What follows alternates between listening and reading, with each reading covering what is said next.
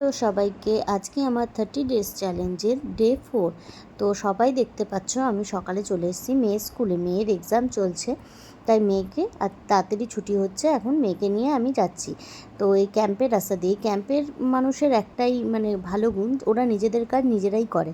দেখুন, ওরা নিজেরাই নিজেদের আশেপাশের জঙ্গল পরিষ্কার করে, এমনকি ওদের যে পাশে ড্রেন হয়, ড্রেনগুলো পর্যন্ত ওরা নিজেরাই পরিষ্কার করে। ওরা কিন্তু কারোর ওপর ডিপেন্ড করে না, ওরা নিজেদের কাজ নিজেরাই করে। আর রাস্তার পাশে টয়লেটের সুন্দর বাথরুম করা আছে, তারপর পানীয় জলের ব্যবস্থা করা আছে, এমনকি ঠান্ডা জল পাওয়া যায়। আর চারিদিকে ক্যাম্পে কিন্তু পুরো সিকিউরিটি, মানে তুমি গেট থেকে যদি বেরো তোমাকে তোমাকে ওদের কাছে সই করে সব কিছু করে চারিদিকে সব কিছু মানে একদম পুরো প্রপার গার্ডস, মানে খুব সেফটি। এখানে গিয়ে কিন্তু সেফটি ফিল হয়।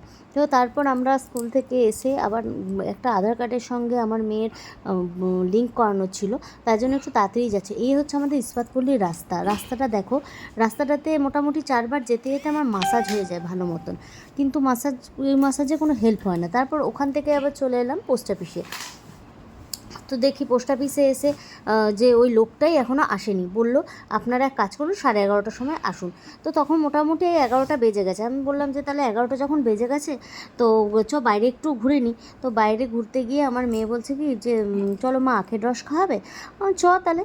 আর এখন দেখুন, আখের রস আগে যেমন হাতে একটা মেশিনের দ্বারা মানে হাতে করে হতো, এখন আর কিন্তু হাতে না, এখন কিন্তু মেশিন হয়ে গেছে। এই যে আখের রস নিয়ে নিয়েছে, গরমে রোদে ক্লান্ত হয়ে যে আখের রস খাচ্ছে।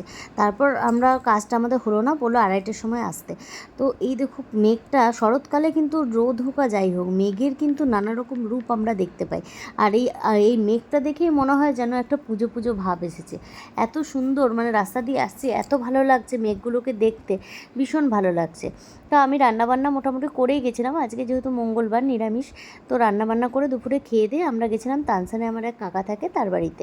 তো তার বাড়ি যাওয়ার পথে আমাদের এক মানে অনেক পুরনো মন্দির তানসেনে, সেখানে গেলাম, একটু পুজো দিলাম। আর আজকে নাকি জিতিয়া পুজো ছিল, মানে জিতু পুজো। তো ভালোই হলো, সবার পুজো দিয়ে দিলাম। তারপর চলে গেলাম ওই কাকাদের বাড়ি। এটা আমার দাদি হয়। তারপরেই আমার মেয়ে আবার আর আমার দিদির ছেলে কী গল্প করছে ওরাই জানে। তো বলছে মাসি একটু চা খাবে, এমন ঠিক আছে। আর দেখো মেসো থেকে আজকে আমার মেয়ের এই ড্রেসটা এসছে, একটা প্লাজো টাইপের প্যান্ট আর এই কুর্তিটা সুন্দর লাগছে। আমার মেয়েকে বলছি দে আমি একটু পরে ভিডিও করে নিই। তো যাই হোক, আমি এটা পরে একটু ভিডিও করে নিলাম।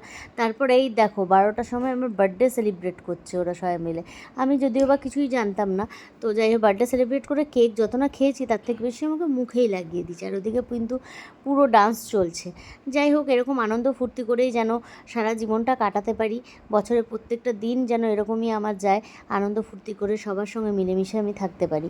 তো যাই হোক, এইভাবে আমার জন্মদিনটা আজকে কাটলো, কিন্তু এখনও আমাদের খাওয়া দাওয়া হয়নি। তো আমি বললাম আজকে নিরামিষ, যখন আজকে রাত্রে আর আমিষ করবো না, নিরামিষই খাই।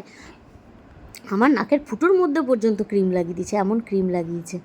তো ক্রিম লাগিয়েছে, ক্রিম লাগিয়ে ভালোই হলো, একটু ফেসিয়াল হয়ে গেল পুজোর আগে। তোমরা কি বলছো, ফেসিয়াল হলো কি হলো না? দেখো মুখটা কিন্তু গ্লো করছে ক্রিমটা লাগানোর পর। তো আর কিছুই খেলাম না, মাকে দেখছি খুব নাচানাচি করছে। আমার মা নাচ বন্ধ করো, চলো খেতে হবে, 12:30টা বেজে গেছে, কালকে আবার সকালে তাড়াতাড়ি করে উঠতে হবে, নাহলে স্কুলে যেতে পারবো না আবার।